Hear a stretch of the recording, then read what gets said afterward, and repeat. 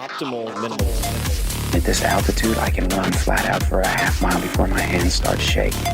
Can I ask you a personal question? Now would seem an appropriate time. What if I did the opposite? I'm a cybernetic organism, living tissue over a metal endoskeleton.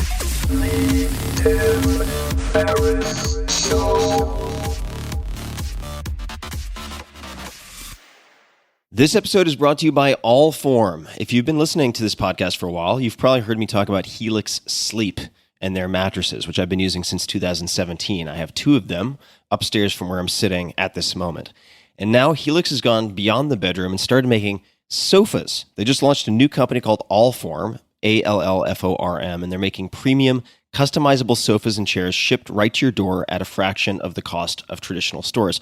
So I'm sitting in my living room right now, and it's entirely Allform furniture. I've got two chairs, I've got an ottoman, and I have an L-sectional couch, and I'll come back to that. You can pick your fabric. They're all spill, stain, and scratch resistant. The sofa color, the color of the legs, the sofa size, the shape to make sure it's perfect for you in your home. Also, Allform arrives in just 3 to 7 days, and you can assemble it all yourself in a few minutes. No tools needed. I was quite astonished by how modular and easy these things fit together, kind of like Lego pieces. They've got armchairs, love seats, all the way up to an 8-seat sectional, so there's something for everyone. You can also start small and kind of build on top of it if you wanted to get a smaller couch and then build out on it, which is actually in a way what I did, because I can turn my L-sectional couch into a normal straight couch and then with a separate ottoman in a matter of about 60 seconds. It's pretty rad. So I mentioned I have all of these different things in this room. I used the natural leg finish, which is their lightest color, and I dig it. I mean, I've been using these things hours and hours and hours every single day. So I am using what I am sharing with you guys. And if getting a sofa without trying it in-store sounds risky, you don't need to worry. Allform sofas are delivered directly to your home with fast, free shipping, and you get 100 days to decide if you want to keep it. That's more than 3 months, and if you don't love it, they'll pick it up for free and give you a full refund. Your sofa frame also has a forever warranty that's literally forever. So check it out. Take a look. They've got all sorts of cool stuff to choose from. I was skeptical, and it actually worked. It worked much better than I could have imagined, and I'm very, very happy. So to find your perfect sofa, check out allform.com/Tim. That's allform.com/Tim. Allform is offering 20% off all orders to you, my dear listeners, at allform.com/Tim. Make sure to use the code TIM at checkout. That's allform.com/Tim and use code TIM at checkout. This episode is brought to you by LinkedIn Jobs. Small businesses have unique needs. A lot of you know this. I know this. And even with the uncertainty these days, one thing stands unchanged, and that is the importance of having the right people on your team. But hiring can be hard. It can be really expensive if you make mistakes, very painful if you get it wrong. I've certainly had that experience, and I'm not eager to repeat it, so I try to do as much upfront screening as possible. When your business is ready to make the next hire, LinkedIn Jobs can help you screen candidates with the hard and soft skills that you're looking for. They'll match your position with qualified members so that you can find the right person quickly. Using LinkedIn's active community of more than 690 million professionals worldwide, LinkedIn Jobs can help you find and hire the right person faster. So when your business is ready to make that next hire, find the right person with LinkedIn Jobs. You can pay what you want and get the first $50 off. Just visit linkedin.com/Tim. Again, that's linkedin.com/Tim to get $50 off your first job post. Terms and conditions apply. This episode is brought to you by AG1, the daily foundational nutritional supplement that supports whole body health. I do get asked a lot what I would take if I could only take one supplement. And the true answer is invariably AG1. It simply covers a ton of bases. I usually drink it in the mornings and frequently take their travel packs with me on the road. So what is AG1? AG1 is a science-driven formulation of vitamins, probiotics, and whole food sourced nutrients. In a single scoop, AG1 gives you support for the brain, gut, and immune system. So take ownership of your health and try AG1 today. You will get a free 1-year supply of vitamin D and 5 free AG1 travel packs with your first subscription purchase. So learn more, check it out. Go to drinkag1.com/Tim. That's drinkag1, the number 1, drinkag1.com/Tim. Last time, drinkag1.com/Tim. Check it out. Hello, boys and girls, ladies and germs. This is Tim Ferriss. Welcome to another episode of The Tim Ferriss Show. I'm thrilled to have today's guest joining us, Janna Levin, on Twitter and Instagram at Janna Levin. That's JANNALEVIN, is the Tao Professor of Physics and Astronomy at Barnard College of Columbia University, and has contributed to an understanding of black holes, the cosmology of extra dimensions, the gravitational waves in the shape of space-time. There's an end in there. And gravitational waves in the space. Oh, in the space of shape time. You know, third time's the charm. And gravitational waves in the shape of space time. You know, that's not a sentence I say very often. She is also Director of Sciences at Pioneer Works, a cultural center dedicated to experimentation, education, and production across disciplines, and Pioneer Works' virtual home, The Broadcast. Obviously, I'll link to all of this in the show notes. Her books include How the Universe Got Its Spots, and a novel, A Madman Dreams of Turing Machines, which won the PEN Bingham Prize. She was recently named a Guggenheim Fellow, a grant awarded to those, quote, who have demonstrated exceptional capacity for productive scholarship, end quote. Her last book, Black Hole Blues and Other Songs from Outer Space, is the inside story on the discovery of the century, the sound of space-time ringing from the collision of two black holes over 1 billion years ago. And your timing of publication was just incredible. We might touch on that. Yeah. Her newest book, Black Hole Survival Guide, is scheduled for publication at the end of 2020. Janna, thank you so much for making time to be on the show today. Oh, thanks so much for having me. And I have to say, hearing that bio makes it sound like it was smooth sailing, which is what we do when we edit our bios. I would love to have a bio that included all our failures. Well, the good news is that with a long form podcast, we can fill in some of the gaps and talk about those. And I thought we would start way back in time if we step into the time machine, and not necessarily with failures, but I was doing all sorts of homework for this. And I particularly enjoy doing homework for interviews when they involve my friends, because I find all sorts of things that I didn't know. Would you say that you were reckless as a kid? And do you remember any particular notable instances of getting in trouble? Oh my God, hilarious. I was so reckless.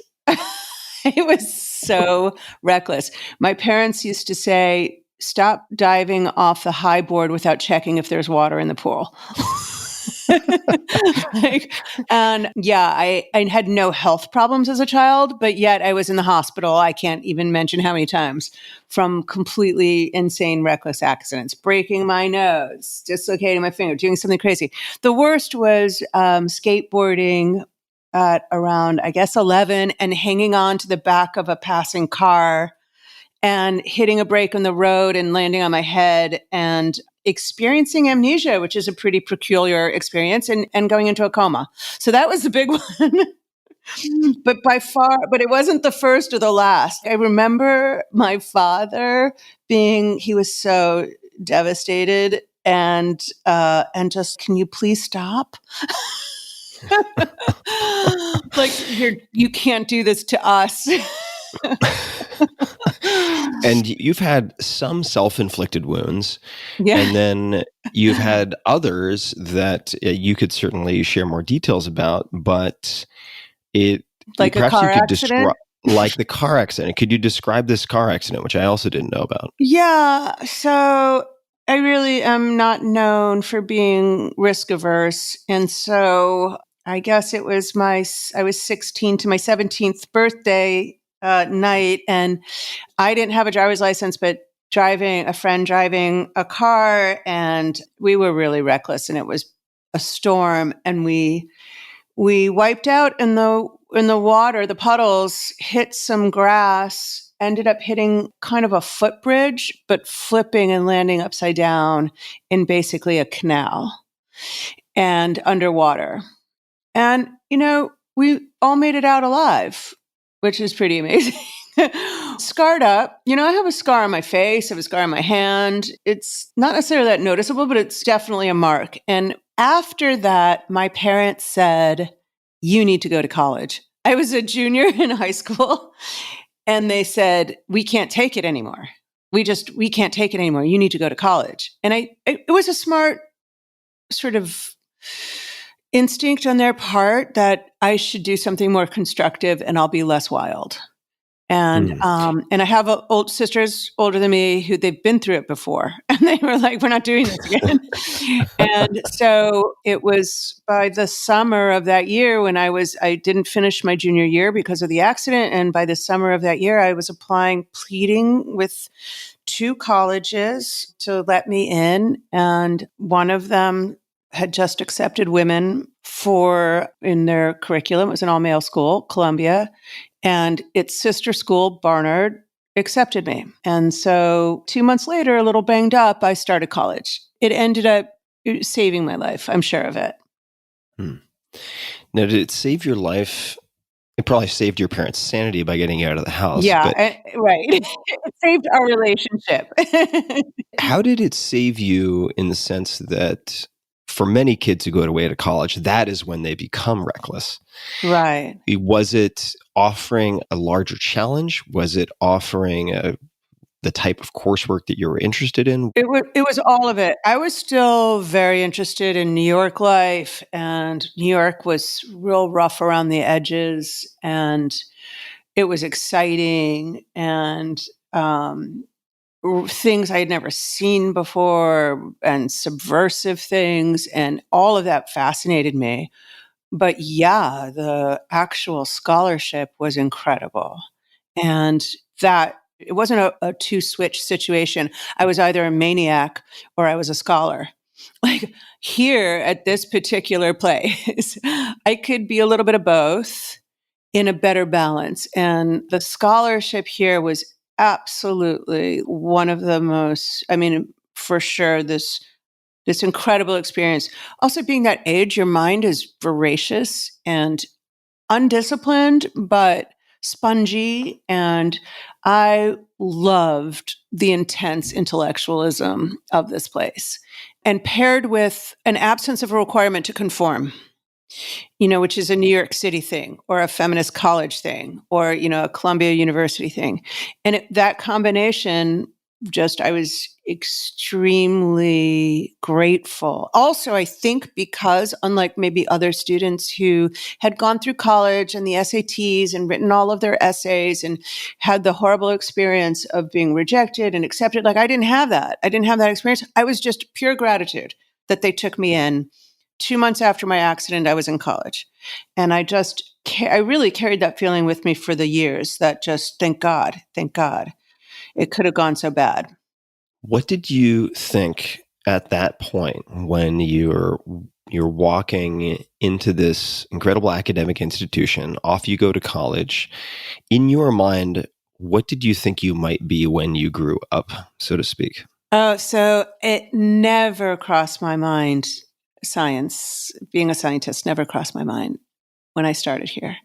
I was really interested in philosophy, and I think in retrospect, what I was actually interested was the big questions, not the stylistic study of philosophy, but the questions. But I didn't know that at the time, and loved literature. I often say my mother taught me to read, and I don't mean like sounding out phonetics as a child. I mean, when I was 14, 15, which is the first time I actually started reading for pleasure. I mean, I read for school, but my mom kind of taught me how to read a book. And very strong memory, Toni Morrison's Beloved was the first one, where she prepared me to slow down and not to show off as a reader, but to be, a receiver of this, and to slow down and to appreciate the depth of the language. And my mother taught me that. And I remember that so strongly, discovering literature. What did the teaching look like? Was it suggesting books to read and then discussing it with her? It didn't feel like teaching at all. It felt like sharing something precious to her. So my mother's a voracious reader. I remember when I realized we would have bookshelves and I would pull the first book back and realize they went 3 deep. And just an absolutely voracious reader and an excellent reader, like an intimate deep perception of layers of stuff and what I learned also about that was that you can write a book that not everyone has to read at every level, and it can be wonderful. That's And so true. yeah, and maybe, not everybody wants it at that level, or they want others at that level and not this one. All that's fine. You have to reach many levels to have a truly great sculptural construct. And that's what she showed me. And it was it wasn't at all like sit you down, I'm schooling you at all. It was very much just sharing. Like, I just read Beloved. You have got to read this. You will not believe what Toni Morrison does in this book. And it was lots of things and a big range. It was Philip Roth. It was Hemingway. It was whatever. And when I finally became a voracious reader, I had no quality control. I just loved books. I would read crappy things. I would read wonderful things. I would read classics. Like, there was no snobbery in it. It was like, oh, this one's just fun. It was. You were an omnivore. Yeah, I became an omnivore. And so I carried that with me, and I never thought. I was very intimidated by everything. I was very, very intimidated by all of it. I didn't think I would have what it takes to bring to be the creative original in any of those subjects. I came in to be a student, very much so. And philosophy, within that discipline, if we want to call it discipline, and it's got a real structure and a system and rules, for sure. Rules, and you're asking big questions. What are the differences between the answers that you get in philosophy and the answers that you later sought to get or studied historically in science? And then we'll certainly, I want to hear how on earth science came on your radar. Yeah. I mean, that is spot on the question. Spot on the question. Because I enjoyed studying philosophy, but I was really frustrated with the fact that, and this is the example I often use because it was really a specific example in my experience, what Kant meant when he said, it drove me bananas. I was so, at the end of it, infuriated. I was like, if Kant, who barely left his home village, sealed in his mind the secrets of life, I don't buy that narrative. That's not possible. It must not have been universally true, or he chose the wrong methodology for conveying it.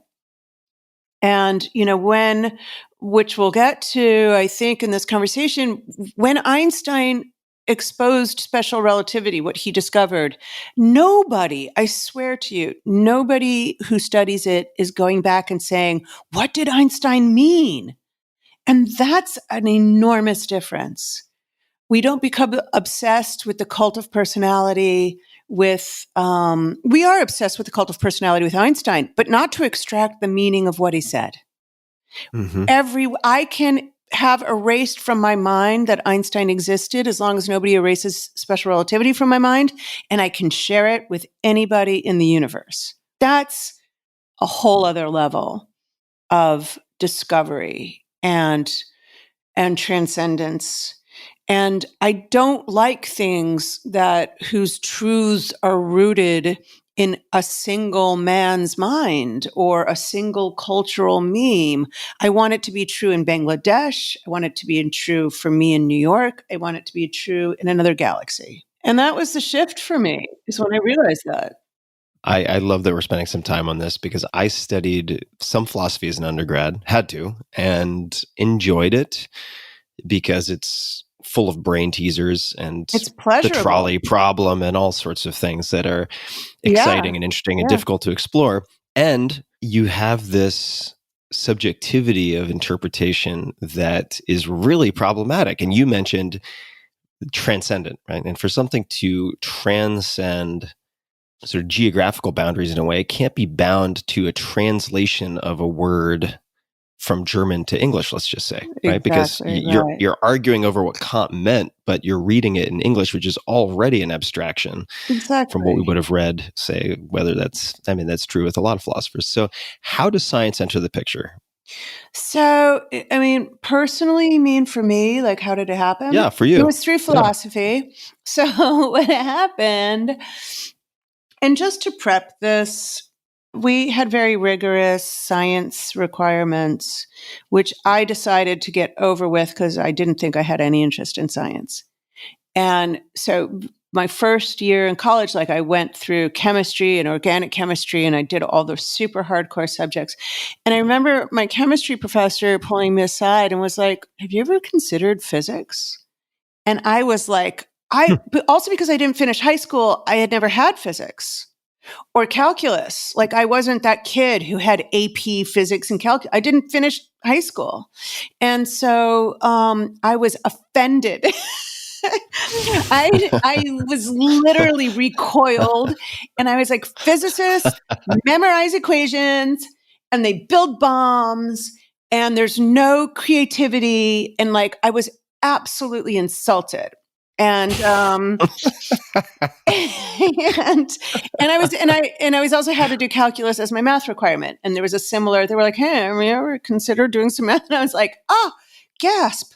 And then it really, really funny that that's not how it came, because what happened is I was in a philosophy class where we were arguing about Heidegger, who is a philosopher who's very contentious, but who I really enjoyed Heidegger, but more as a word played poetry, mind teaser than like admiration for the individual, and there's a lot of that in philosophy, the hero worship. So anyways, I'm in this class and this young guy comes in to do his job interview to become a professor at Columbia. And he has a PhD in physics. His name is David Albert. He's now a very famous philosopher of science.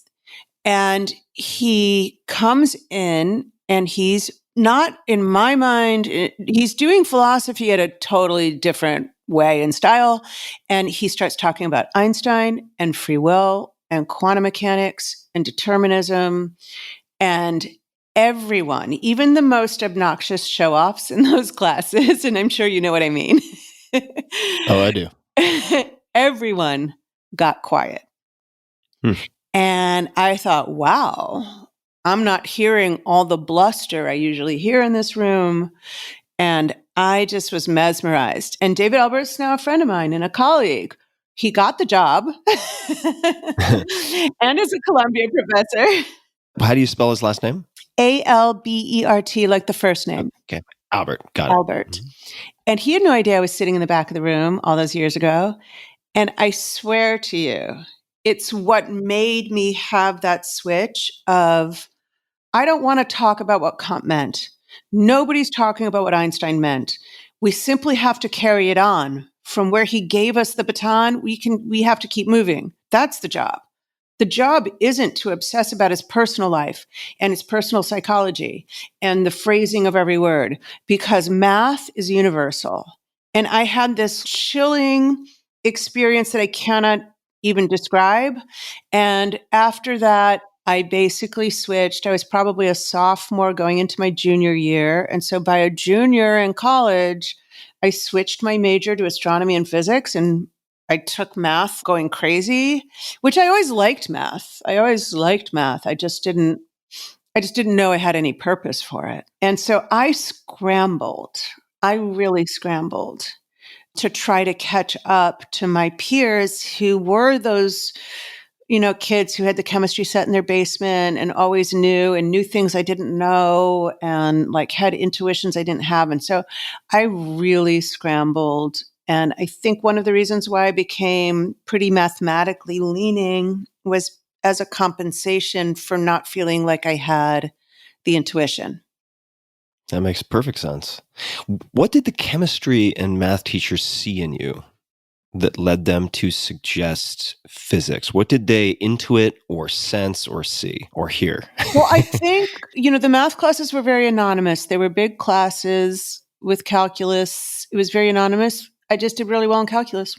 I really I did. see. I liked math. I was good at it. I didn't think twice about it. It's like being good at jump rope. I really didn't think twice about it. Yeah, I could crush the calculus, and I don't know why. I didn't really have any background. It's not like something that necessarily runs in my family, but I enjoy it actually. And I would find weird solutions. Like they would throw one problem on a calculus test that they hadn't taught you how to solve. And I would like that problem.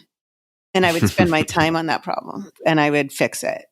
And I'm not saying I didn't do badly sometimes, but so calculus was just sort of a skill thing. It really like jumping rope. And then with chemistry, I've always loved naturalism, always. And I just didn't see it. We talked differently about it when I was a kid. Nobody was like, What do you oh my mean by God. naturalism? Nobody was like, oh, you're a scientist. I loved books about evolution and I loved I Carl see. Sagan and I loved lying on the beach with my dad on a dark island in South Carolina where there were no streetlights. Like I'm a city kid. I'd never seen the sky and marveling over the view of the Milky Way. I just didn't see it as science. I saw it as an experientially wonderful thing. And I loved my dad's a MD. So where my mom taught me how to read, my dad taught me how to ask questions. My dad's just a super curious guy. He would always talk about why is it like this? And why is it like that? And just, in a different 10 years later, people would have said, your daughter's a scientist. But at that time, nobody said that. Never crossed anyone's mind. And in retrospect, I always had that leaning. I just felt it in a more kind of organic, poetic appreciation kind of a way. So we're going to go deep. We're going to go into all sorts of science. Before we do, I want to ask you, for those who have not delved into philosophy, but are interested in perhaps dipping their toe in, are there any particular favorite philosophers you have for someone who doesn't want to get stuck in the quicksand of some of the philosophers I shan't name, but the sort of semantic juggling that gets so tiresome? Do you have any favorite philosophers to read that you would recommend to folks? It's tough. I think that, somebody like Bertrand Russell, who's also a mathematician. Bertrand Russell's amazing. I know this is unpopular, but I really enjoyed Heidegger. There was something to his madness. Wittgenstein, for sure, but you're never going to figure him out. The story of Wittgenstein's entire family is fascinating, but that's a whole separate story. And I have very off opinions about Wittgenstein, but that I still believe. I think he was a scientist, a mathematician, a mystic. I think he was a poet. So, those for me are the biggest standouts. I love the rationalists. If you wanted to study Locke, Berkeley, Hume, Descartes, all that's great. But if you ask like at a pleasure center level, I would kind of stick to Bertrand Russell, Heidegger, and Wittgenstein, and not to miss the modern philosophers who are basically very close to the boundary of science and philosophy, who are pushing forward interpretations of quantum mechanics, understandings of the nature of time. And there's little communities, there's little centers like at Oxford, at Columbia, at Rutgers. I think there's one at UCSC, if I'm not mistaken, where they're really pushing physicists to not be plumbers and to not be like, I got a wrench. I know how to use it. Like to be like, but you don't understand that wrench. Let's talk about it. Those people are really, really important and provocative. And nothing against plumbers. Lenny Susskind, who is one of the most brilliant physicists I've ever known, was a plumber and grew up in the Bronx, a plumber's son. And Lenny is an absolute creative genius in theoretical physics. Amazing. And you mentioned the modern philosophers. So I don't know many modern philosophers, but is it the case that with advancing technology and discovery, there is this sort of reconnection or convergence of philosophy and science in very practical respects. And one example that comes to mind, we don't have to explore the specific example, but I'm wondering within physics and philosophy, or in the combination, if this is true, you take something like the trolley problem, right? So you're on a trolley, Yeah. it's headed towards 5 workmen, just hypothetically, and you can switch the track and kill one person. So you're choosing between 1 and 5, but then there are all these other considerations. And with autonomous driving, you effectively have to code in those types of decisions. Right? So this thought experiment in Philosophy 101 undergrad is all of a sudden very relevant. Is that the case in physics as well? I would say that the philosophers are doing, the ones from my perspective, are doing the really provocative, important work, are demanding that physicists acknowledge that they don't understand their most widely accurately tested paradigm in the history of science, namely quantum mechanics. And so it's pretty wild that we build these machines like the Large Hadron Collider in Switzerland, and that we discover the Higgs particle, the goddamn particle, which was appropriated as the God particle, but the original title was the goddamn particle. And, is incredibly stunningly accurate. You can build stuff. Like for me, that's like the base level proof that something's true and that we actually do not understand it. And I think that they're right to press us, that it's not good enough just to build stuff, that if you technically, philosophically, intellectually do not understand something, use it as a guide to tell you what's beyond, what more we could know.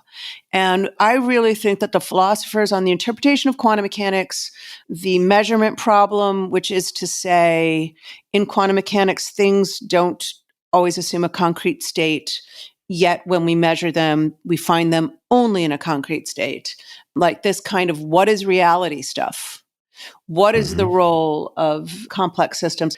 I think they're right to press us on this. And I think that they're making way more progress than the physicists are. And you've spoken to Sean Carroll, and Sean, in no small part, has made me, look at that. And as a friend and as a colleague and as a scientist, he has made me look at that. And I think he's right about that. And Sean and I actually have a long running joke because he was in graduate school at Harvard when I was at MIT. We were very good friends. And I became more and more, just calculate, man. It's objective reality. Just do it. Let's discover stuff. And he went more and more into philosophy, and we totally tease each other about it all the time. I'd love to hear that, like 2 glasses of wine each in. That would be a good dinner. And we've been known to do that too. Pass the salad. How many milligrams or grams would you like, Janna? Let's dig into this. Maybe not directly the what is reality. That's a big one to bite off. But that's a big one, and also not my favorite in a sense. I do like the basic pleasure of experience, of something that we've discovered, of something, that we found on paper in math, and then it's out there. I love that connect. So I think we can take that and use it to stretch people who are listening a little bit, and that includes me. So I'm going to ask you a question that you've no doubt been asked many, many times, and I apologize. I want to ask it anyway. How is it possible that the universe could be finite? It is the universe after all, right? So it's hard to just visualize how that could make sense. You should not apologize for that question because it's ongoing for me too. So Einstein had this funny quote, which I've said many times, which is, only 2 things are infinite, the universe and human stupidity. And then he says, and I'm not so sure about the universe. And as soon as Einstein started talking about space-time and geometry, so basically seeing the universe as a curved geometry, his theory cannot specify the global connectedness. it's not necessarily a shortcoming of Einstein's theory of general relativity. It's just that we suspect that the quantum theory of gravity beyond Einstein will tell us something about the global structure. So, for example, if I'm looking right now, I have a teacup and I'm looking at it super, super closely. I see the curves on it. That's what Einstein taught us about. But if I put it further away, I see a handle and a connectedness of the handle. And we call that topology, the fact that there's a hole and that even if this was made of clay, there's nothing I could do to my teacup to get rid of that hole unless I broke it or did something like that. So we call that topology. It has a feature. It has a feature called a hole. It's not equivalent to just a solid object. And that aspect of geometry, once Einstein said space-time is curved and it's geometry, people started to ask, well, what about topology, the connectedness? So for instance, let's look at the Earth. You and I are in different parts of the Earth. Maybe you're near a hill and you're noticing the curves on the surface of the Earth. You go up the hill, you go down the hill. I live on Morningside Heights by Columbia. I go down a hill to Harlem. I go up a hill to Columbia. And that's local. But if I pan way, way far back, I see that the Earth is actually a sphere. And I don't see that up close.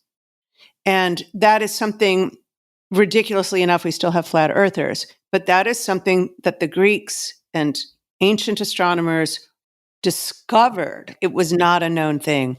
And so that aspect of space-time, that compactness, the fact that the Earth isn't infinite. The Earth isn't an infinite plane. It is actually curves around, wraps back on itself, and is a compact, finite surface. That was a discovery recently, in some sense. Spanish explorers were afraid that Columbus was going to sail off the edge of the Earth, that it was not compact. And so this kind of thinking we should be asking that about the universe. Is it possible? So if I leave New York City and I travel in a straight line as best I can, I might need to paddle, I might need to walk, I might need to do whatever, I will come back to New York City. That was not known until fairly recently. And it might be like that with the universe, that if I left the solar system in a spacecraft and I left the galaxy and I traveled in a straight line, after a while, I would very surprisingly find myself coming back to the Milky Way galaxy and the solar system. And does that infer, this is going to be a third grade question, I guess they probably wouldn't use infer, but that in my mind, I'm imagining the universe as this bubble that is spherical or oblong or something like that, if the universe is expanding or contracting. But it can be an expanding finite surface. And then the sort of like, wait a second, teacher question that I want to ask is, and you see this coming, right? But if it is finite, what's on the outside of it? If that's even visually, like sort of visual spatially, the right way to think about it. I am not going to deny that this is hard for everybody, even very accredited, experienced mathematicians. This is not an easy concept, but I will tell you there is no requirement for anything on the outside. There's this sort of pat answer that people give, which is there's nothing north of the North Pole. Go more north of the North Pole and you go south. I don't love that answer because I understand that intuitively people are saying, yeah, but I could go up. And so it's not satisfying. But here's what's really hard to conceive of, but I believe I could convince you that it's possible, is that I do not need to embed the three-dimensional universe, if it's finite, into a higher dimensional space. So let's talk about the Earth. The Earth as a surface. Forget about the inside. Forget about it that it's a solid object. Let's just look at the surface of the Earth. That is two-dimensional. All I need to know on the surface of the Earth is east, west, north, south. 2D. That's it. Yep. It lives in 3D though, which is how, as three-dimensional beings, we're able to visualize it. So we're like, yeah, the earth is finite and it's 2D, but there's all this three-dimensional stuff that it lives in. And we want to do the same thing with the universe. I want to tell you there's a three-dimensional equivalent to the earth that is a sphere. It's a three-dimensional sphere. You cannot visualize it, and it need not be nested in a higher dimension. And that's where you start to go like, okay. And the kind of impact of that is that anything that's space-time is part of the universe. So if I said, yeah, we live in a higher dimensional version of the earth, a three-dimensional sphere, nested in a higher dimension, then any relativist, anybody who uses Einstein's theory as a guide would say, yeah, but that's space-time and therefore that's part of the universe. So there's no such thing as space or time, locations or events that aren't part of the universe. All that would mean was that we unnecessarily lived in 4 dimensions. So here's another example that I think is going to make this a little bit more manageable. If you look at, let's look at a video game. Let's look at Pac-Man, which just turned 40 or something. All right, like now we're speaking my language. All right, here we go. Pac-Man just showed up on my video feed. You know how Pac-Man goes off the right side of the frame and comes in the left side of the frame? Yes. And you know how you can go out the top of the frame and come in the bottom of the frame? Yes. Pac-Man lives on a 2-dimensional donut that is not embedded in a higher dimensional space. That's it. There's no higher dimensional space. He lives in a flat 2-dimensional world. So it is independent. Mm-hmm. Is that what you mean by not embedded in a there's higher no dimensional space? requirement, like in the video game rules, he exits the right side, he enters the left side. He goes out the top, he enters the bottom. I don't actually know if he can go out the top or only the left and right side, but we'll extrapolate. That means that what topologists would call that is a donut, that it has the shape of a donut. He's continuously going around in one direction, and he can continuously go around in the other direction. But that donut does not live in a higher dimensional space. It lives happily in 2D. On your 2D flat screen, that's the whole story mathematically. He goes out one side, he comes in the other. He goes out the top, he comes in the bottom. And if you see that and you start to think like, okay, wow, that's a weird computer rule, but computer rules are only reflecting mathematical rules, and the universe could obey the same rules. I go out to the right side of the universe, I come in the left side. I go out the top of the universe, I come in the bottom. There is no need for that to live in another space. That's it. I could do that in 3 dimensions. I could go forward and come in the back, and that's it. It's a 3-dimensional space. It does not live in a higher dimension. It is just connected in a mathematical way that looks like a crazy donut if you embedded it in a higher dimensional space, but it does not need to live in the higher dimensional space any more than your game Pac-Man looks like a donut to you. So we can have a moment of silence if you want. Yeah, no, I'm letting my neurons recover for a second, but I think you could sell. This is where my head goes, just to show you how, just so you can lose any shred of respect you might have for me. I was thinking you could sell a lot of T-shirts that would say that donut does not does not exist in a higher dimensional space. Exactly. Pac-Man is a donut that doesn't live in a higher dimensional space. I mean, there you go. We are limited by our experience. We're 3-dimensional beings. We understand that the Earth is a compact 2-dimensional surface that lives in a higher 3-dimensional space. What we have trouble with is the idea that there could be a compact 2-dimensional surface that does not live in a higher dimensional space.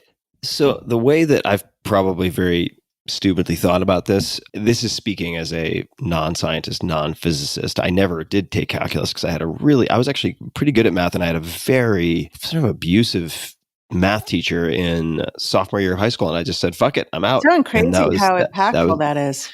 Yeah, my brother had a great teacher, and now he has a PhD in statistics. So But it just goes to you show clearly you. have a very logical mind. Like that's a lot of what you access. When I'm not upset, when I'm not upset, my logic falls to pieces when I'm upset. But I try. I listened to, just by way of analogy, maybe incorrectly, I was listening to an episode of Radiolab recently talking about colors. And the perception of colors and what a rainbow would look like to a dog, say, what a rainbow would look like to a human, what it would look like to a butterfly, which has more, I want to say, range of colors. It's either rods or cones. I always mix the two up. But for color perception, and then you have something like a mantis shrimp, which has like 19 times the number of these receptors compared to a human, right? And you can try to describe what it might look like to see a rainbow with ultraviolet added, but it's a real stretch of the imagination to do so as a human who has limited perceptual abilities. But then, so it seems like, to me, physics is sort of showing the underlying code of the universe / simulation that we live in. And it's allowing you to see the shape and form, perhaps, of things that you cannot perceive as a human. I don't know if that's accurate, but that's... It's totally accurate. I would say that I discover stuff through math that is so counterintuitive that I really wrestle with it, which is why I love math, because it's telling me stuff that I can't see. So even these things that I'm, blathering at you, like I struggled with them. I struggled with these ideas because we're really reliant on intuition that we can see and perceive a curved surface in a higher dimensional space, or, we always have to go down in dimension. The math I follow and trust, but believe me, I cannot visualize a 3-dimensional sphere nested in a higher dimension. It's not available to my mind or anybody else's. And we can't do it. And we don't have an intuition for it. And so that's where the math is, this like insane guide that we inherited that. My friend Brian Greene, whom I don't know if you've interviewed, says things to me like, yeah, maybe one day we won't do math, but right now it's all we got. And that's what it feels like. Like the math shows you something and you're like, whoa. So here's an example of what math showed me that I can't visualize. So suppose you had 2 interconnected rings in 3 dimensions. Okay. There's nothing you could do to separate them. 2 steel welded, interconnected rings, loosely connected. There's nothing you can do to break them apart unless you cut the steel, right? If you lived in 4 dimensions spatially, you could actually lift them apart, no problem. Can I say that one more time? If you lived in 4 dimensions, you could take these steel welded rings that are totally locked and interconnected that could not be separated without a chainsaw. In 4 dimensions, you can separate them without breaking them. Yeah. And here's the analogy that helps with it, but it's still just, you'll never be able to see it. I can't see it. No mathematician can see it either. But in 2 dimensions, we can see it. Suppose I had a big steel ring surrounding a small steel ring in 2 dimensions, and they could never come off the plane. They could never come off the table. There is nothing I could do to get the small one outside of the big one, but cut the big one. Yep. You agree with that? That's a simple picture. Do. But if I live in 3 dimensions, I can simply lift the inner ring out. And that's what 4 dimensions allow you to do with the interconnected links. And it's really hard to see. That's wild. It's wild. It's a formal mathematical proof. Just a quick thanks to our sponsors, and then we're right back to the show. First up, LinkedIn Jobs. When your business is ready to make the next hire, find the right person with LinkedIn Jobs. Using LinkedIn's active community of more than 690 million professionals worldwide, LinkedIn Jobs can help you find the right person faster. You can pay what you want and get the first $50 off. Just visit linkedin.com/Tim. Again, that's linkedin.com/Tim to get $50 off of your first job post. Terms and conditions apply. Second and last, Allform from the creators of Helix Sleep. Allform makes premium, customizable sofas and chairs shipped right to your door at a fraction of the cost of traditional stores. To find your perfect sofa, check out allform.com/Tim. Allform is offering 20% off all orders to you, my dear listeners, at allform.com/Tim. That's allform, ALLFORM.com/Tim. I want to continue on this journey down the rabbit hole. You gave a great talk via The Moth called Life on a Mobius Strip. Why did you use the phrase Mobius Strip? So that talk, it describes a journey through life, but one in which you come back different. So really technically, mathematically different. So if I take a left-handed glove or let's start with a right-handed glove because most of us are right-handed. And I travel around a strip. Just literally imagine a cylinder. It comes back right-handed. If you take that same glove on a trip around a Mobius strip, which has a twist in it, your right-handed glove comes back left-handed. And it is fundamentally different. Yeah, it's so weird. There's something in the story that is related to that right-handedness, which is very predominant in nature, and left-handedness, which is also very predominant in different ways. And the idea that we take these things so for granted, we don't even question them anymore. Why is your heart on the left side of your body? Why is mine on the left side of my body? What is the asymmetry that is for almost every single person on the planet? There's an asymmetry that we all have. And it was kind of this story of strange journey between me and my, at the time, boyfriend, now husband, coming back with a flipped chirality. So left-handedness and right-handedness is known as chirality. Going on a very peculiar journey and coming back with a different chirality, like fundamentally different. And I don't know if you want me to do the spoiler of the end of the story. I think I really want you to. Okay. I suggest people listen to the talk, and we'll link to it in the show notes. Yeah. But I feel like you got to do it. It is extraordinary. So my son, his heart is on the right side of his body. And all of his organs are mirror reversed. And the fact that it happened to me of all people was pretty strange. And just so people aren't alarmed, the placement of his organs are totally healthy. There's nothing wrong with he's literally a mirror image of most of us. And there's nothing unhealthy about the organ placement. It's just extravagantly rare. And it was I felt like it was it's also an incredibly rare genetic condition. My husband is an Anglo-Irish musician from an incredibly tough, brutal part of working class Manchester. And, I'm a sort of like kid from Chicago who had everything.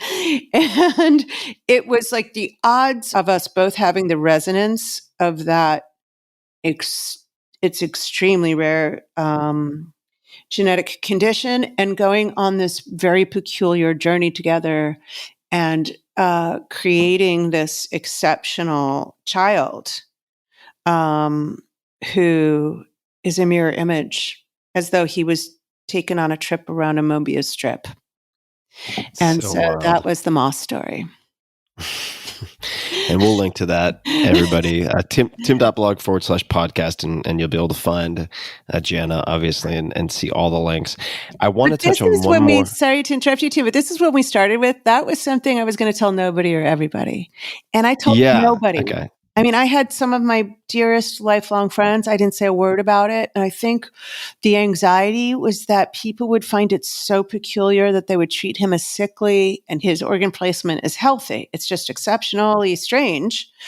And so we hid it for years. We just, and I think when I told that Moss story, 2011, 2012, maybe, he was 2011. Yeah. He was 11. And by then we felt so confident in his health and that he would not perceive himself as sickly and that other people wouldn't project on him. Like if you tell that about about a baby, people become overly precious. And it's something I really don't like. I really don't like when kids are treated like glass.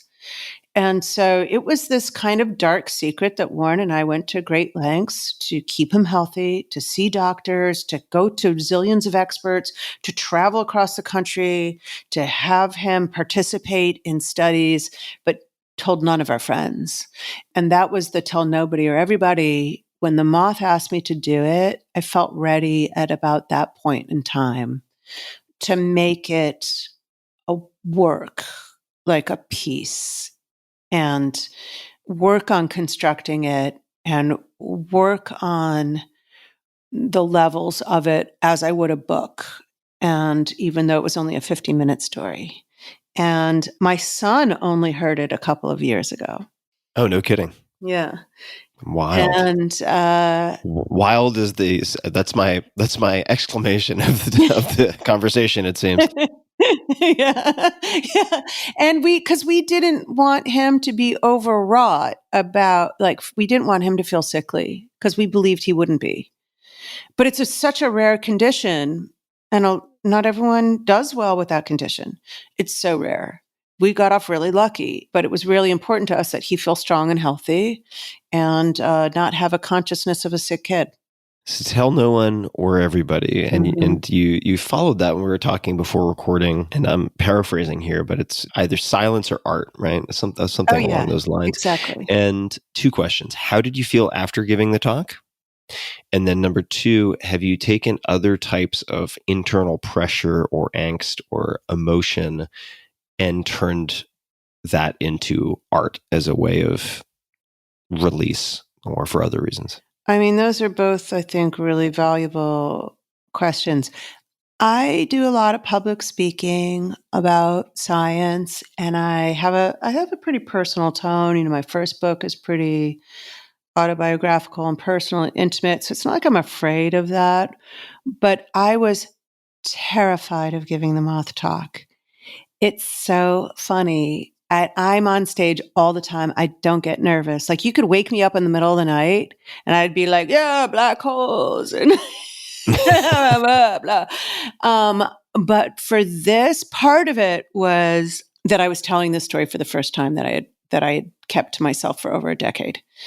And part of it was that I was at the exceptional company. It was the World Science Festival, and Eric Lander spoke about the Human Genome Project and using DNA evidence to release prisoners who were wrongly incarcerated. Huge.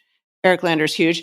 A guy who was doing hand transplant surgeries for Marines and people in Iraq. Like, I was, and it culminated with a Nobel Prize winning, Holocaust surviving chemist. No pressure. And me.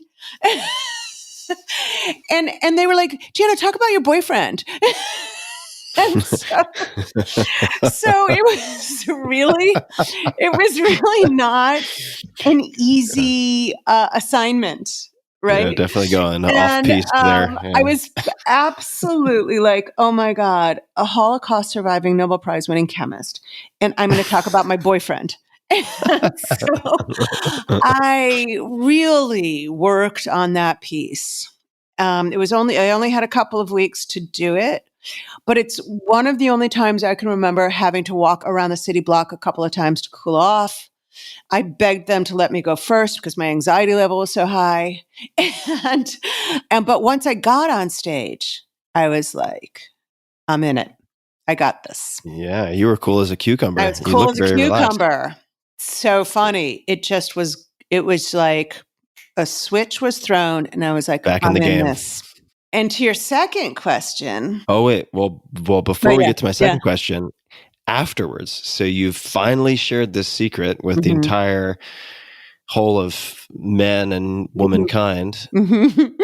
How did you feel? Were you just were you just blank? Were you elated? Were you relieved? What were you feeling I think in the hours post? I think I was elated because it didn't come out as, oh, I'm revealing the pain in my heart. It came out to me, and I don't know if anyone else felt this way, but it came out to me as a sculpture that I worked on and I felt really good about.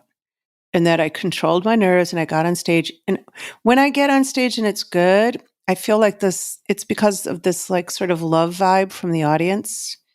And the Moth is such a wonderful venue. Like they're so fantastic. And their audience just is on your side. And I so felt that both from Catherine Burns, the director who helped me frame the story, and the audience, that's why I locked into this really other zone of feeling like I am telling a personal story to people I care about, even though I'm also telling it to everybody. And it just afterwards, I was elated. Yeah. And you used the word sculpture, being proud of the sculpture you'd made. I mean, you architected it, right? You had the book ending of the chirality. It's well done. I mean, you put a lot of time into it and effort. It's very clear. I appreciate that. And I do that in writing. Like for me, writing is sculpture. I have this weird relationship with writing that it's sculpture. I'm not really sure how to explain it, but it's structural. Tell me more. Let's try it out.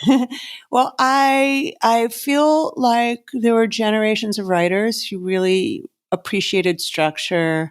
And there are fads in writing. Then there's a lot of self-analysis, which is not structural.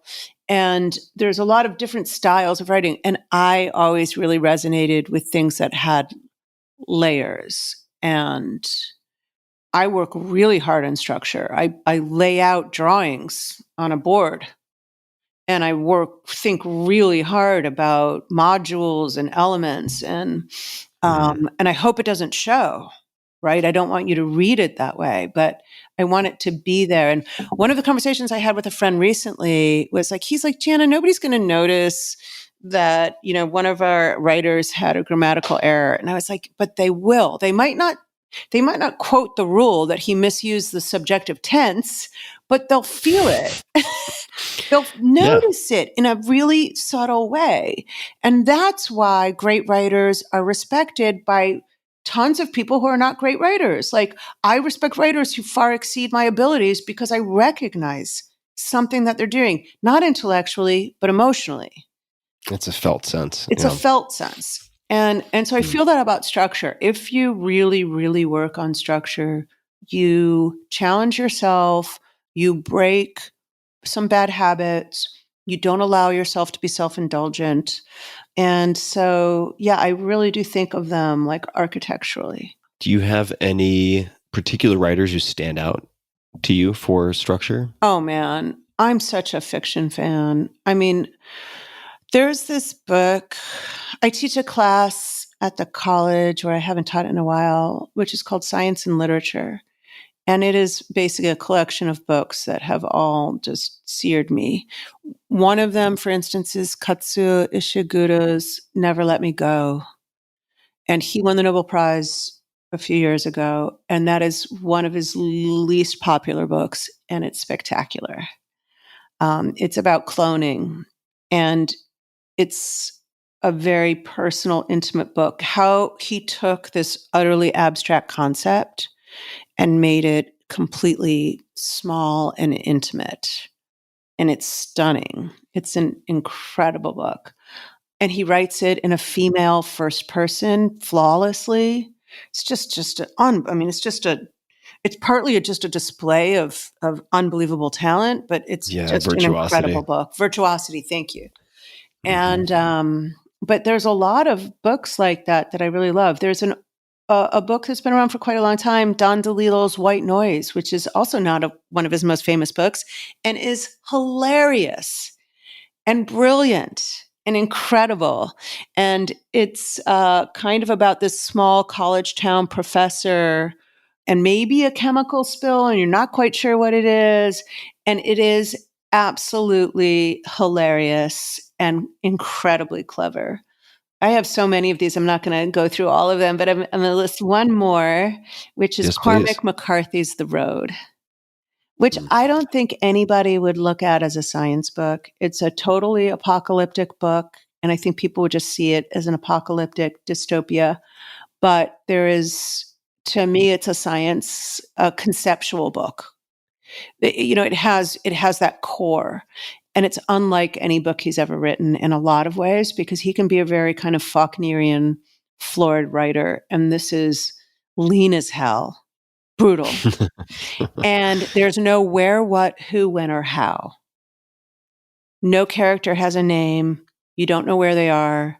Whatever the apocalyptic event is, it's not named. I mean, it's just unbelievable. I read that book literally in cabs by streetlight. I read it in less than 24 hours. I was possessed by it.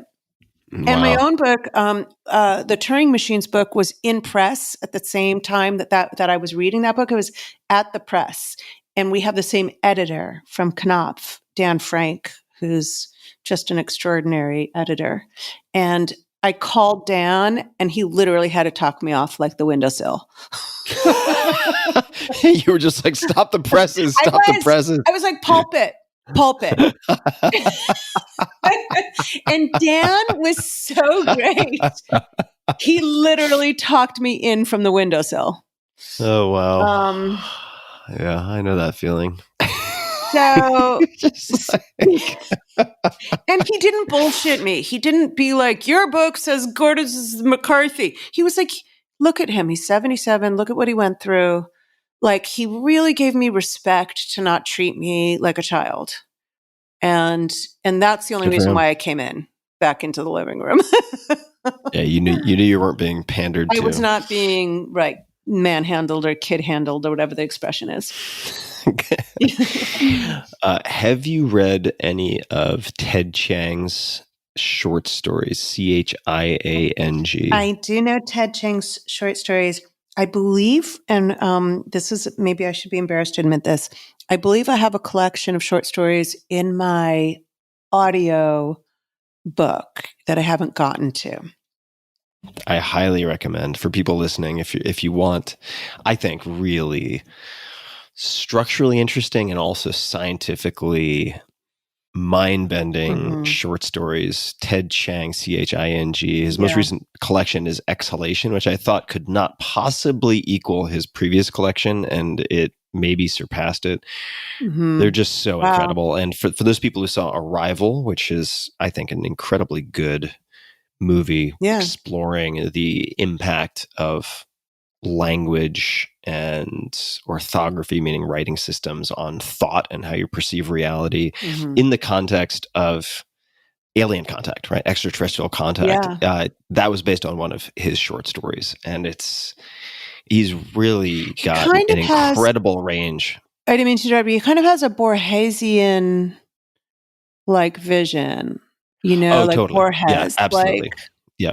But I think what you're pointing to, so a lot of people ask me about sci-fi, and I'm not a rabid sci-fi fan. I enjoy it, but that's not, I think the reason why I select the authors I select is because they don't usually write about science. And when they turn to it with the care, like Chiang, the care and emotion and intimacy that they would to absolutely any other subject.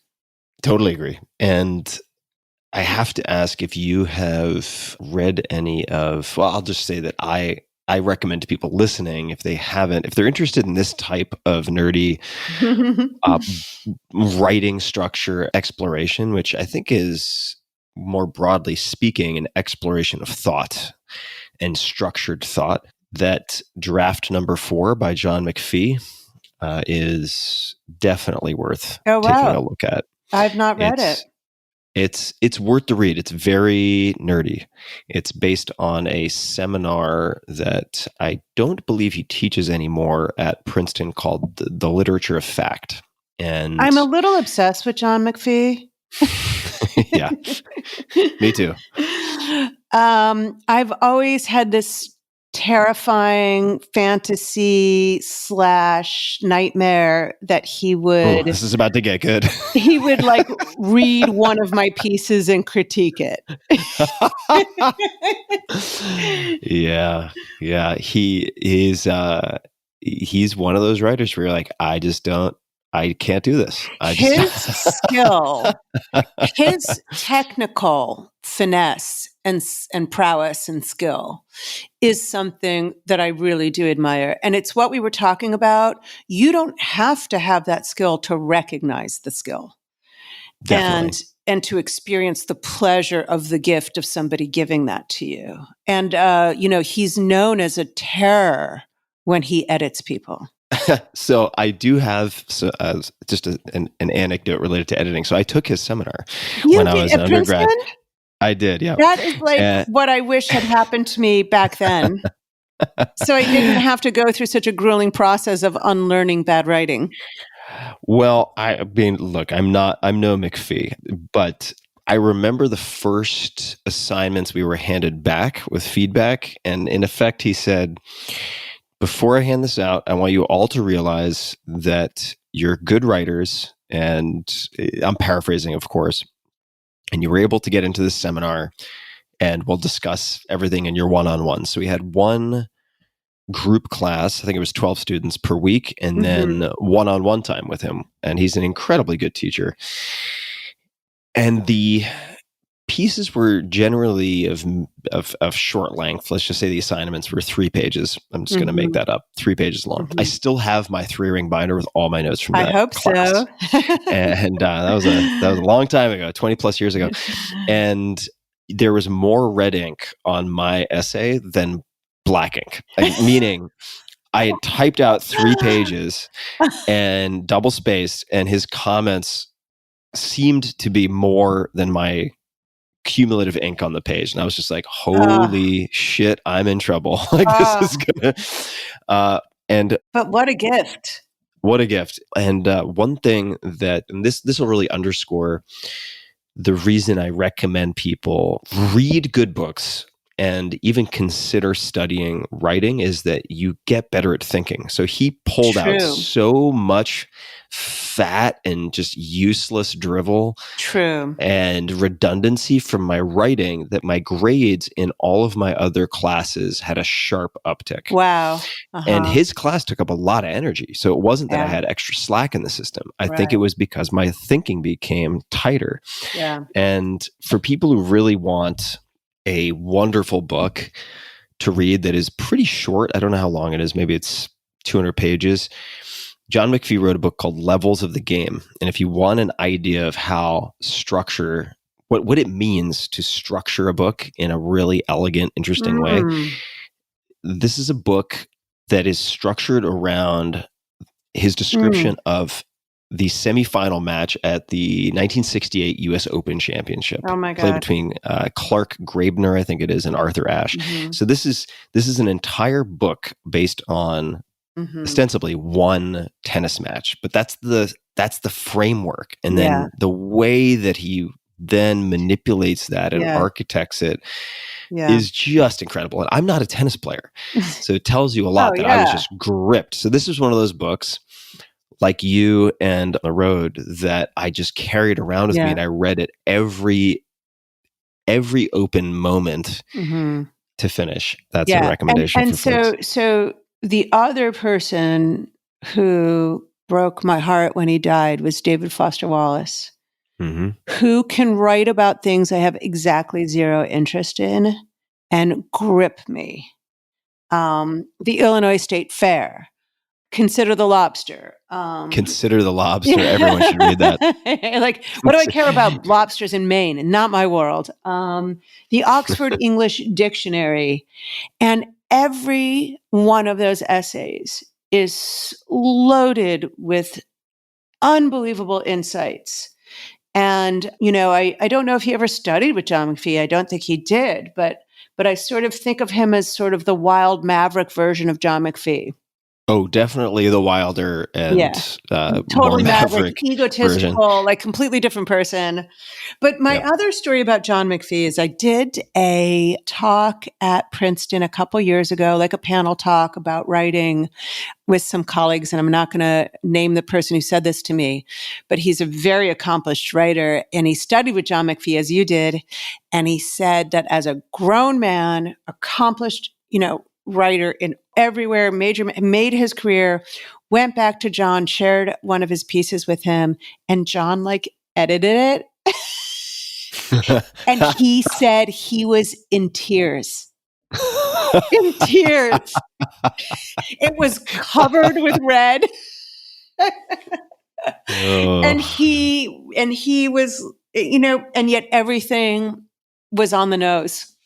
Yeah, you're like, nailed it. Nailed it. If people don't want to read an entire book like draft number 4 about writing, there is a series of interviews that John McPhee, for those people wondering how it's spelled, McPhee, did with the Paris Review in a series they do called The Art of Nonfiction. So if you search The Art of Nonfiction, John McPhee, I may have actually put it on my blog. I think I got permission to republish it because it was so good. Yeah. So people can look for that on you're some right. top blog. He's the virtuoso of nonfiction. Yeah, really remarkable. This is going to be a total left turn, but let's do a left turn. But I'm going to go left. Yeah. I'm gonna go back to thoughts of chirality. Yeah. This isn't directly related to chirality necessarily, but I texted you not too long ago, and I'm embarrassed to say that I haven't actually made much headway because I became enamored of a separate novel called Little Big that we can talk about another time. I can talk for hours about it, but I texted you about Carlo Rovelli. Oh, yeah. And specifically because I was looking at a book he wrote about time and our misconceptions of time or conceptions. 7 Brief Lessons. It was a different one. It was a different one. Yeah, 7 Brief Lessons. There's another, I think it's called The Order of Time, something like that. Yeah. And I have it. I'm planning on reading it. So this isn't a question about Carlo specifically. It's about time. And I'm wondering if there are any, because humans experience time as this linear progression, right? Or sands falling to the bottom of the hourglass in this finite life that we have. But how do you think about time, or what are certain realizations or conclusions about time that might seem very strange or counterintuitive? Yeah. So let's start in the concrete, the things that we know are true. There are forms of time travel that we absolutely know are possible. I can travel to the forward of your time. I can't travel to the forward of mine, but I can travel to the forward of yours.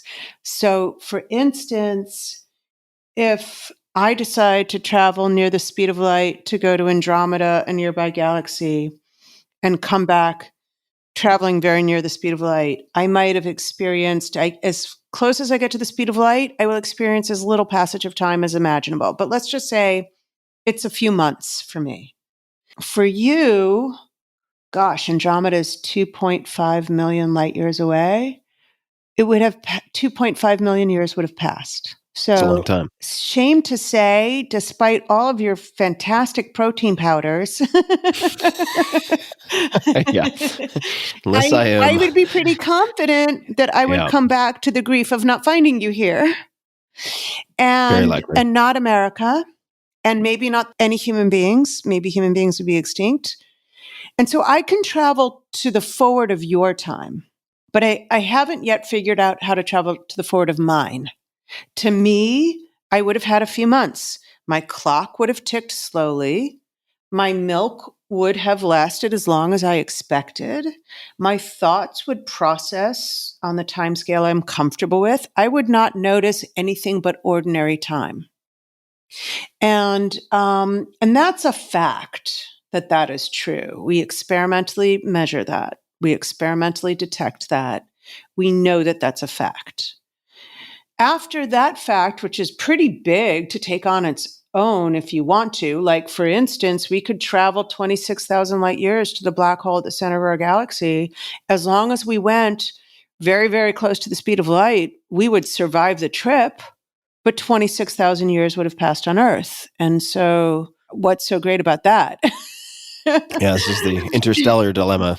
It's the interstellar dilemma. Interstellar actually got that really right. And I actually want to mention Interstellar because Kip Thorne, I have a lot of connections with this because Kip Thorne, who is one of the most creative physicists I've ever known, wrote the treatment for Interstellar. It was his idea to write that. It was his treatment. He also won the Nobel Prize for the LIGO experiment, which detected the collision of black holes. And he was also one of the two main characters in the book that I wrote about the discovery. So Kip and I have tons of connections. And also I consider him a wonderful friend. And he was one of the only people when I was completely unknown and kind of waffling and nobody liked my work. I was working on stuff that nobody respected or thought was good. He was the only person who pulled me into his office and said, I'm really curious about what you're doing. This is odd and interesting. And I was a nobody. And so Kip looms large in my life in a lot of ways, and therefore Interstellar. Also, the moth story that we talked about, I've sold the film rights to that with Linda Obst and Nick Wexler attached, Linda is the same person who helped Kip make Interstellar. So we're Wow, all small world. in a big soup. We're all in a big soup. It's a long From story. Nobel Prizes and black holes to Hollywood. Amazing. Yeah. I mean, Kip said to me at 80, he said, I'm going to start this new career in making movies. And he's the coolest, most wonderful guy. I mean, I cannot sing Kip's praises enough. Might have to get Kip on the podcast someday. Oh, you must. And he's so clever and kind and thoughtful. I mean, he's really an exceptional, one of those walks the earth every 50 years, maybe, you know. I'm sold. Yeah. And I don't want to take us off. You said fact number one. That's big enough to sort of wrap your head around. Yeah. We're talking about time. Yeah. Okay. What else do we? So the tough stuff, the stuff that we don't know as fact, that we're grappling with, that we don't have the full picture over is, what is time? Why does it insist on having a different role than space? I mean, Einstein taught us that there's space-time. And, I'm adamant not to put a hyphen in that. It's space-time. It's one phenomenon. We live in 4 dimensions. To talk to you, Tim, I have to specify 3 spatial coordinates: where we are, north, south, east, west, what floor we're on, up and down, and what time we're at. And it is absolutely clear that space and time are kind of this unified thing, yet time is viciously different. It refuses to conform. I can turn left and right, but I can't turn forward and backward in time. Why not? And the laws of physics, even more so, are completely invariant under the direction of time. Meaning, if I showed you a movie of a billiard balls knocking, the reverse movie would make equal sense. But if I go up complexity levels and I show you a flower blooming or a flower rotting, you immediately know which one's forward and backward. But the laws of physics don't have that in them. Why is that? So we really, if I showed you a movie forward and backward that was complex enough, you could tell the difference. But if it was basic enough, you couldn't. And there's something about the laws of physics that they're basically totally reversible. You shouldn't be able to tell the difference between forward and backward. And yet, relentlessly, we go forward. And so this is the crux of some deep mystery that we haven't solved. And there are very smart ideas about, and we can get partway in the conversation about entropy and all that crap. But something about time is resistant to interpretation and understanding. I'm on it. Consider me on the job. Yeah. And also our friend Sean Carroll has written a wonderful book called From Eternity to Here, which lays these issues out, and I think is really a really nice read. Check it out. I'll link to that as well. It makes me think of what a friend of mine said to me at one point during COVID, when there was still, there's so much uncertainty, but at the time there was all uncertainty. And he said, I think it's time to take some peyote and talk to the pangolin. Maybe there's something to be said for discerning the subtleties of time. It's not that different from like Sir Roger Penrose, who's an absolute, national treasure for England. He describes that moment of having a realization on one side of a street that he's crossing, forgetting it while he's going through the complex process of not getting hit by a car and getting to the other side of the street and feeling elated, but not remembering the thought.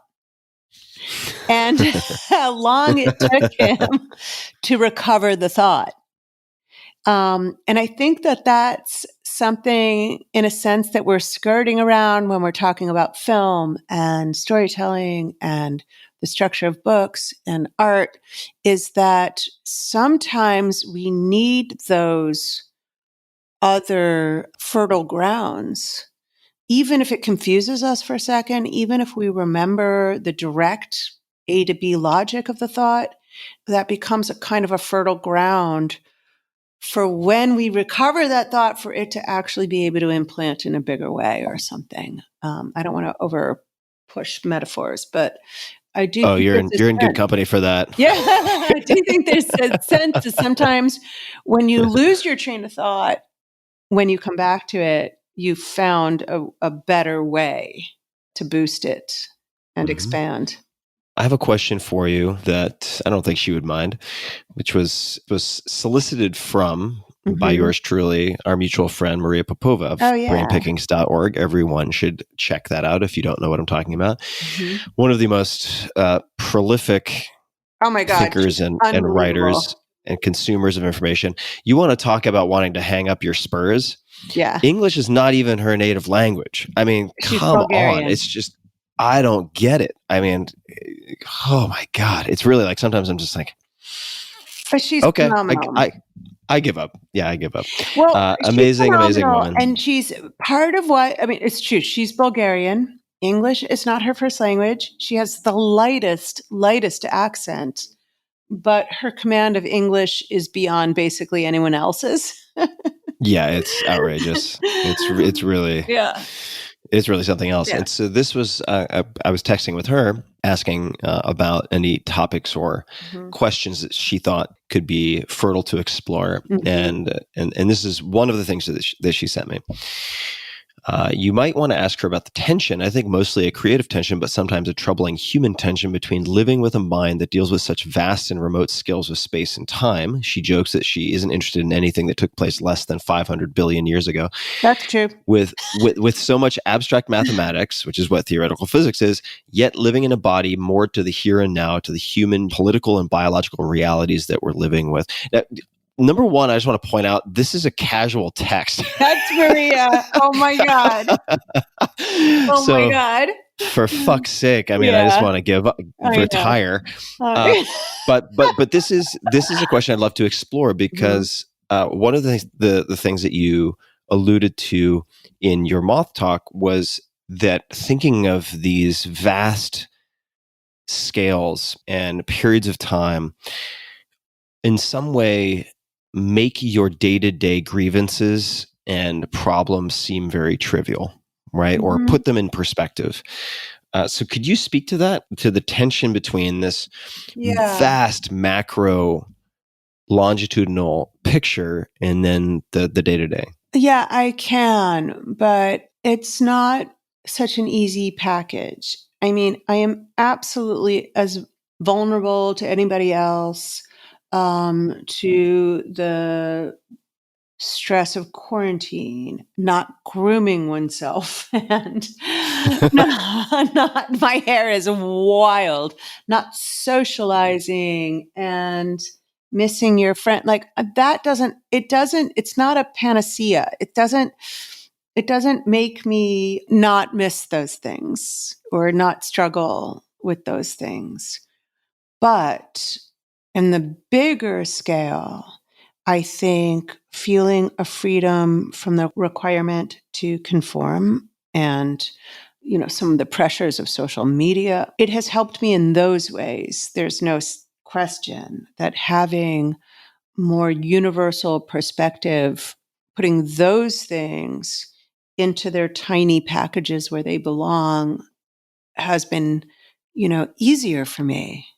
And Maria's absolutely right. I used to call it local politics. Anything that happened more recently than about a million years ago is local politics.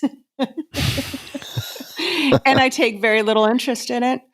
I don't get worked up about stuff that's happening on the earth. But then again, I do. I got totally swept up in the recent events, and rightfully because I think if you have even a modest platform, you have to speak out. Like, these aren't things I want to do. I have no interest in politics. I have no interest in identity. I don't see having more melanin or having this genitalia or having this psychology. Like, it's zero interest to me, frankly. But I see it as hurting people close to me. And so I'll speak out and do those things. But yeah, I find solace in a very far horizon view. Understanding, even though I'm kind of a brutal atheist, understanding having a sense of meaning and connectedness to the universe, because I realize we are progeny of this universe. We are direct descendants of the Big Bang. We are direct descendants of the generation of stars that made carbon and oxygen. We are direct descendants of neutron stars colliding and providing us with gold, which is actually this insane monetary thing that we exchange with no understanding that the absolute only place that came from was the collision of two dead stars somewhere else in the universe that threw it our way. That gives me such a good, warm, fuzzy sense of meaning that I don't need to turn to fairies and fantasies. You can leave that to me. I'll take that part. But, that's why I love it. That's why I love it. It doesn't, there used to be this, and I think it's fading, but this kind of 1950s attitude, murdering to dissect. I mean, most scientists are looking for meaning. And Brian Greene's recent book is all about search for meaning. And he's a brutal naturalist, and as I am, and it's about meaning. And so I think that shift is starting to happen in the cultural consciousness, that scientists aren't about destroying emotion. They're about finding a different way of feeling connected to the world. I like that. That rings true to me. Mhm. And let's use this as a segue to an answer that you provided very graciously in my last book, Tribe of Mentors. Oh, yeah. I asked a question: in the last 5 years, what new belief, behavior, or habit has most improved your life? So I'm just going to read this, then we'll dive into it. So these are your words.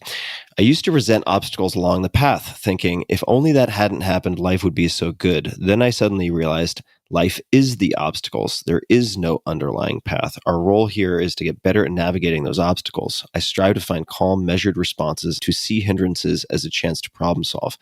Often I fall back into old frustrations, but if I remind myself, this is a chance to step up, I can reframe conflicts as a chance to experiment with solutions. What led to this realization?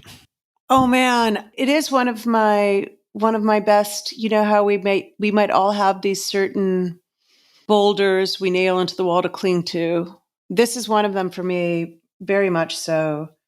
I think we struggle with the idea of who's privileged and who's not privileged. What opportunities have you been given? What have you earned? And we all have a different balance of that. I definitely had feminist parents, I had intellectual parents. I had a lot of ups and advantages. And when I came to blocks in the road, I really didn't like that I had people to stand up on me and demand, what do you have to say about being a woman in science? Like, it really bugged me. And I thought, but you're not talking about all these leg ups I had from all these other people and how I look around and I don't see any, a lot of diversity. Why should I only talk about the hardship in my road? Like, it bugged me instinctively.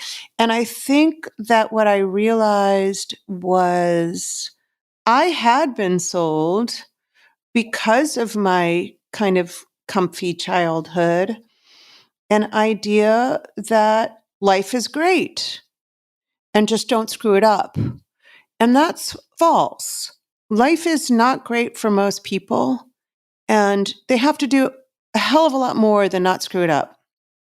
They have to build bridges and pave ways and do things no one's ever thought of and fight poverty and find solutions. And I just thought, the people that have taught me the most have done those things. And that we have to stop fantasizing that my dad always said, my dad was from a tougher upbringing. And he always said, life isn't fair. He told me that all the time. Oh my God, it's so hilarious. I can totally hear him saying it. Life's not fair. It's not about fairness. Nobody told you were owed fairness. No such thing. And it really taught me to think that, life is a series of obstacles. It's not a paved path. And the obstacles are what make you. And, when I've really screwed up with something like that, I felt really deep shame. Nobody had to tell me to be ashamed. I felt really deep shame. And when I've succeeded in that, I felt really good. And nobody needed to tell me I should feel good about it. It's just obvious. And so I started to see life as a series of obstacles that were tests, trials, teaching modules of how to be a better person and to pave the way behind you, not in front of you. And it's really been a pretty important principle for me, I guess, that when I see something happen, I don't think, this is so unfair. Why are they doing this to me? That I think instead, okay, am I able to rise to figure out a solution to this? And I'm not always able to do that, but when I do, I feel like it's genuine progress. Well, it's an enabling lens of agency, right? Yeah. We talked about it a little bit before recording, but there's certainly, whoever you are, and some people certainly much more than others, you're going to run into boots in the face. Boots in the face. Yeah. And then the question is, what do you do when you run into a boot in the face? And so I think it's very interesting that certain people with privilege are enraged by a boot in their face because they were told that they had the road paved ahead of them. And it's an advantage to not think that. So that when the boot is in your face, your immediate reaction isn't like, how dare you? I deserve this. I'm owed this opportunity. That your reaction is instead, oh, that's who you are. You're the guy with the boot. And what can I do to go around you? What can I do to go over your head? And to be okay with that. I think a lot of us cling to the degrees and the accolades. And trust me, it's, helped me in my life to have those things. So I'm not dismissing them and I'm really grateful for them. But if you're not going to get that accolade, big deal. Learn how to pivot. move away from the boot. The boot actually has no power unless you insist on continually pushing against it, unless you consider it your only avenue forward. And you're just going to keep pushing until the boot and convince the boot. And, that forget it. Move to the left and figure out something else and go over their heads. And that's really, really liberating. That took me much longer to realize, and it's super liberating. Suddenly, they got no power over you if you're not interested in the avenue that they offer. I loved your answer in the book, and I love your explanation. Yeah. Life is the obstacles. There is no underlying path. It's actually very relieving. Mm-hmm. It is. In a way. And it makes you less resentful. Like, why did this happen to me? And this is so unfair. No, it's not. It's an opportunity to develop yourself. It's exciting. And your recklessness of back in your childhood, I think has remained with you in not being, at least as far as I can tell, terribly risk averse. You try a lot of new things. Yeah. You seem to have started, in a sense, your mother teaching you how to deeply absorb and read books, to look at the lines, but look between the lines and really pay attention. So you were a woman of words, or a girl of words. Then you became a woman of numbers. And some years ago, you started doing poetry readings. And some of them have been incredibly popular. So you found your way back to words. Not that you ever completely left. Obviously, you've done a lot of writing. And I'd love to just explore this through the example of one, and that is A Brave and Startling Truth. This is from the 2018 Universe in Verse. This is a poetry reading that has gone effectively viral. I mean, as far as such things go viral. Yeah. As far as such things go viral. Why poetry reading, and why this particular poem? Well, I want to be totally clear about this. I am a prose writer. I have zero foray into poetry.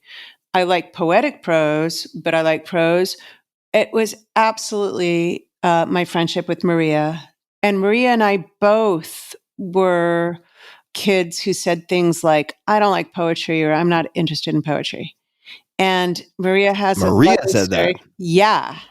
And Holy she has moly. this wonderful story that she tells about her friend, Janna Levin, who's a petite older woman who slapped her hands on the coffee table in the coffee shop they were in, stood herself up, and began reciting poetry as an act of outrage that Maria said she wasn't interested in poetry.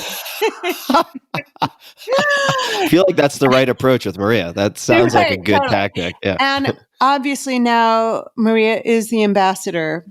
She runs the single most popular poetry series in the country, the world, really. And it came out of our collaboration. It's about the universe, but it's absolutely 100% Maria. And so she similarly forced me in a less public way than Janna Levin did to her, but forced me to start to look deeper into poetry. And so as a brilliant curator, which is really what Maria is, she's a brilliant essayist and curator, and she's a brilliant reader. She found poems for me and curated them for me. And A Brave and Startling Truth was like the thing about that one was like I kept crying every time I read it at home. And I was like, I will not go up on stage and cry during this poem. I'm not going to do it. And there are like opera singers who describe these with certain arias that they can't do them because they break down sobbing. So I had to practice it enough that I could control my impulse, like to break out into tears. It is such a stunning piece of work. It's not only Maya Angelou at her best, but she had this fantasy about thinking about space, and the poem actually flew to space. It went onto one of the NASA missions and went to space. And it's like what we're talking about structurally in all these levels. It has all these levels. The relationship with Maria, the friendship with Emily Levine, the like Maya Angelou that flew to space on NASA. And I finally rehearsed it so that I only choked up a little bit. What was it that choked you up? And I mean, it's a beautiful poem. I encourage everybody to listen to it or read it, certainly. And I'll link to everything. But what was it? Was there one thing about it or any It's particular not, aspect? no, exactly. Good question. Because it's not one thing. It's the buildup. It's the buildup. It's the layers. We are not devils or divines. It's not maudlin or saccharine. She describes our ugliness as human beings and then says, basically the essence of the concept of the brave and startling truth is that we realize that it's us. And she doesn't do it in a saccharine or sentimental way. She describes us as devils and the ugliness of the human spirit to build up to that kind of epiphany that when we go out into space, it's like Earthrise, the picture of the Earth rising above the lunar surface taken by one of the Apollo missions.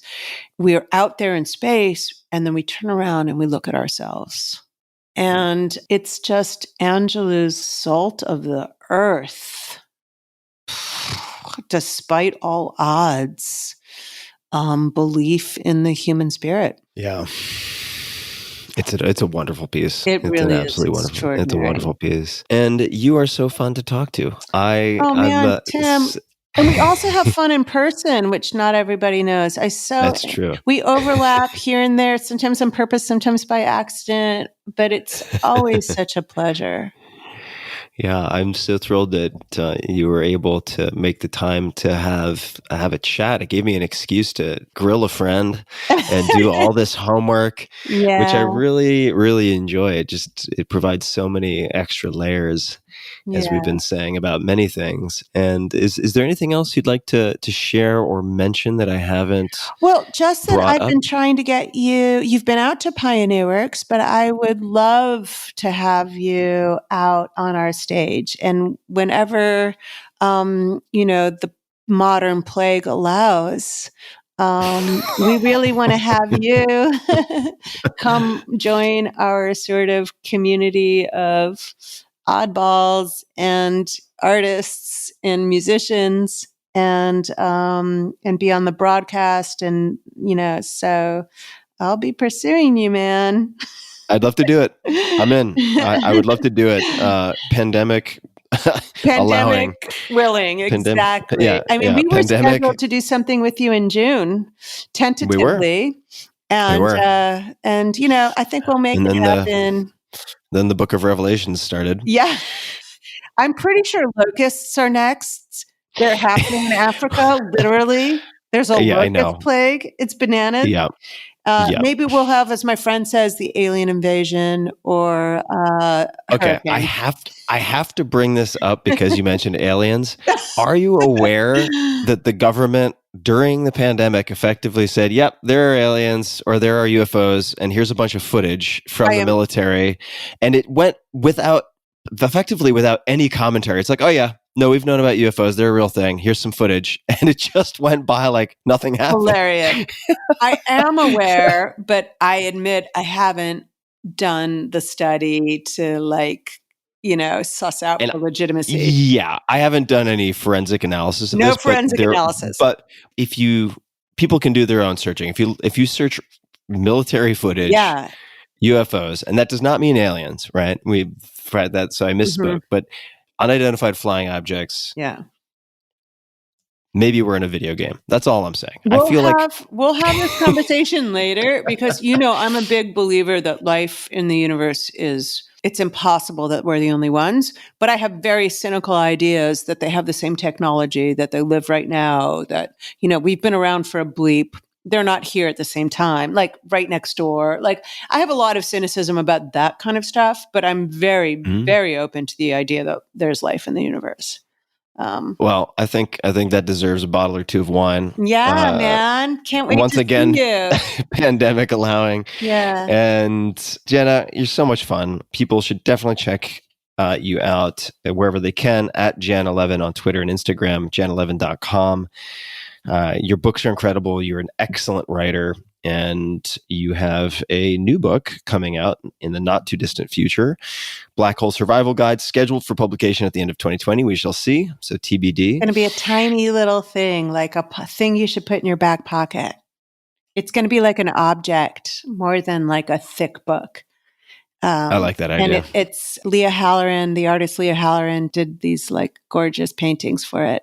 So it's going to be really like an object. Can't wait to see it. I can't wait. And we are recording this on a Friday. Mm-hmm. And I want to let you get to your weekend. Mentioning wine has got me thinking about some wine. I know, I'm about to go get some wine.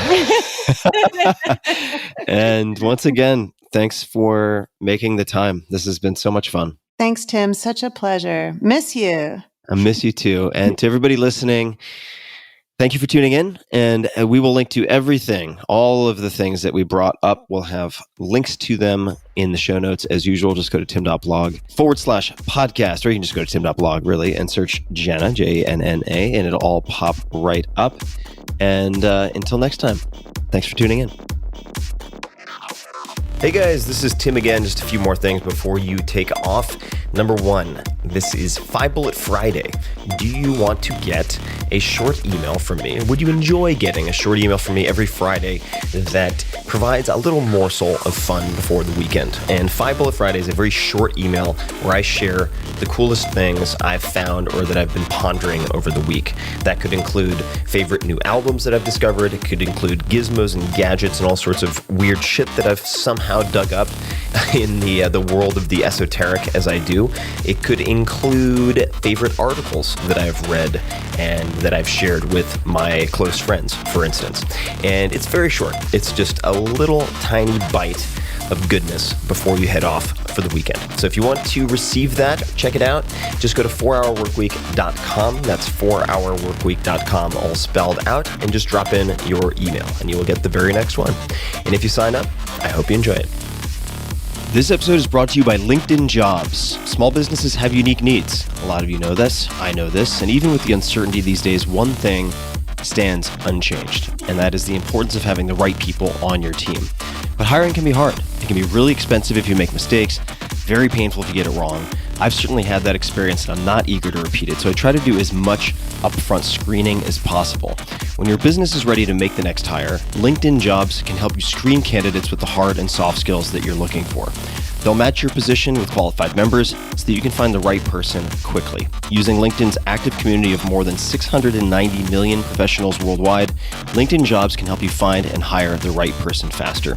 So, when your business is ready to make that next hire, find the right person with LinkedIn Jobs. You can pay what you want and get the first $50 off. Just visit linkedin.com/Tim. Again, that's linkedin.com/Tim to get $50 off your first job post. Terms and conditions apply. This episode is brought to you by Allform. If you've been listening to this podcast for a while, you've probably heard me talk about Helix Sleep and their mattresses, which I've been using since 2017. I have 2 of them upstairs from where I'm sitting at this moment.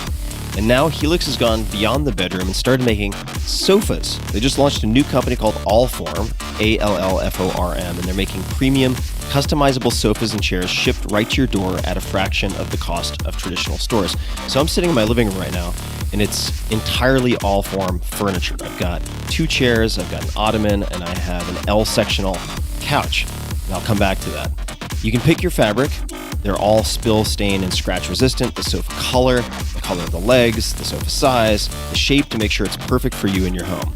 Also, Allform arrives in just 3 to 7 days, and you can assemble it all yourself in a few minutes. No tools needed. I was quite astonished by how modular and easy these things fit together, kind of like Lego pieces. They've got armchairs, love seats, all the way up to an 8-seat sectional, so there's something for everyone. You can also start small and kind of build on top of it if you wanted to get a smaller couch and then build out on it, which is actually in a way what I did, because I can turn my L-sectional couch into a normal straight couch and then with a separate ottoman in a matter of about 60 seconds. It's pretty rad. So I mentioned I have all of these different things in this room. I used the natural leg finish, which is their lightest color, and I dig it. I mean, I've been using these things hours and hours and hours every single day. So I am using what I am sharing with you guys.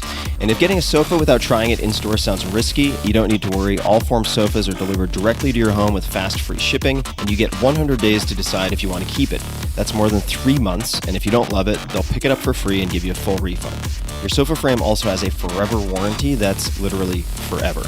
So check it out. Take a look. They've got all sorts of cool stuff to choose from. I was skeptical, and it actually worked. It worked much better than I could have imagined, and I'm very, very happy. So to find your perfect sofa, check out allform.com/Tim. That's allform.com/Tim. Allform is offering 20% off all orders to you, my dear listeners, at allform.com/Tim. Make sure to use the code TIM at checkout. That's allform.com/Tim and use code TIM at checkout.